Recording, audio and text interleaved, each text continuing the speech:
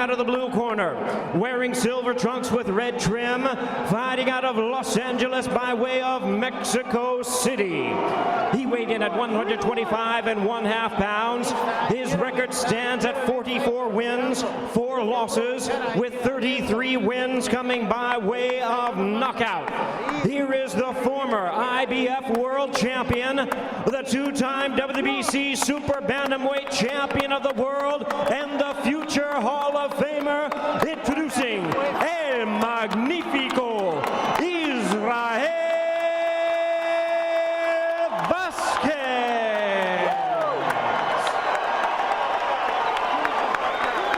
And his opponent across the ring on my right, fighting out of the red corner, wearing silver trunks with gold trim, hailing from Mexico City, Distrito Federal, Mexico. He weighed in the same as his opponent, 125 1/2 pounds, with a record of 38 wins, 5 losses. He has 34 wins coming by way of knockout. Here is the boxing great, also destined for the Hall of Fame, the former longtime IBF Bantamweight World Champion and the former WBC Super Bantamweight Champion of the world, introducing Rafael Marquez.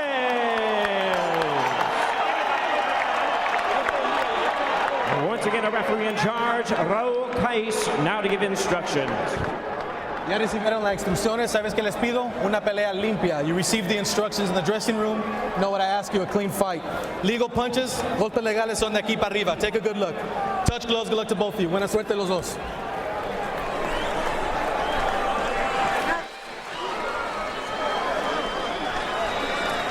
I'm coming out with everything.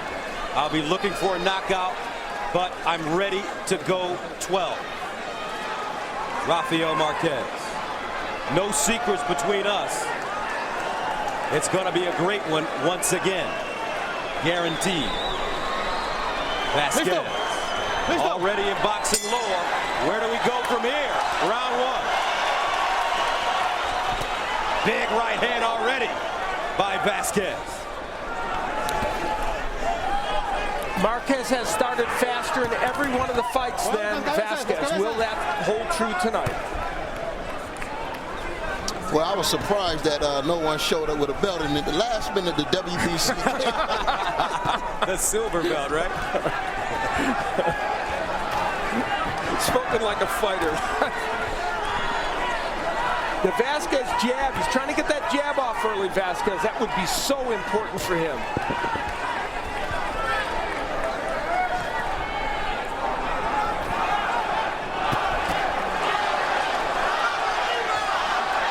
Already a beautiful combination by Marquez.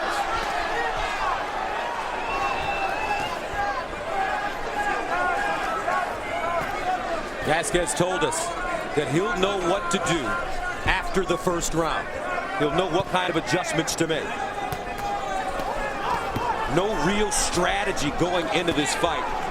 But according to some of the experts, you guys in particular, Marquez is the more skillful fighter, maybe the faster fighter, but Vazquez is bigger, maybe a little stronger. Yeah, and Marquez in this round showing us more, the movement he showed in round 3, the jab he showed, or the fight 3 I should say, the jab he showed in fight 3, he's fighting exactly the same first round he did in the 3rd fight, and it's a good one.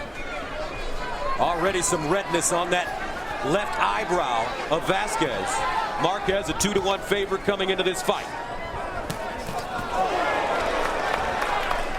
When I look at Vazquez's eyes right now, it reminds me of the trouble that David Reed had with his eye, and it really cost him an early career. He was the Olympic gold medalist in '96.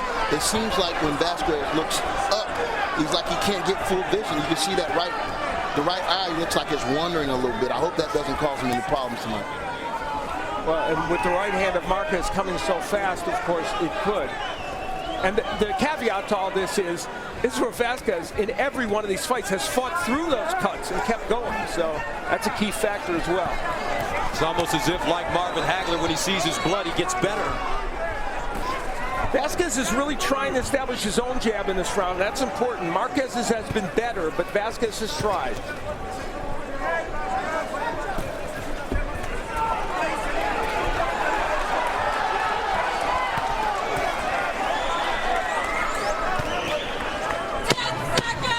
segundos. Into the first round. Scheduled for 12. Vazquez, Marquez, 4. Nice left hook by Vazquez. And let's check out Al's keys to victory in this fight. And we start out with Rafael Marquez. The jab is vital for Marquez to win. It could create cuts and it establishes distance. He used it in round 1. He has done best in this series when he does not stand right in front of Vazquez. He's used angles in round 1, and he has a good left hook, but constantly trading left hooks could spell disaster. He did that in round 1 too, only a couple. For Rafael Vazquez, he has to at least make a reasonable effort to slip and block punches. He's not the greatest defensive fighter. Stylistically, he's no match for Marquez, but he can use his strength and power in a physical battle, and we'll see him try and do that in coming rounds. His left hook is a fight changer. He's got to throw it as often as possible, and if he lands a big one, it could change things. Already he's cut over that left eye after 1 round. Gus, that cut never healed properly, and I'm sure he probably needed more time before he stepped in there with a fighter like Marquez. I don't know if it happened with a butt or a punch. We have to look and see what the judge ruled. I mean, what the referee ruled at the time. We saw nothing that indicated it was from a clash of heads, although there was a couple during the course of that first round, but we'll make sure we get the ruling. But to the best of our knowledge at this juncture, we don't believe it was ruled that way.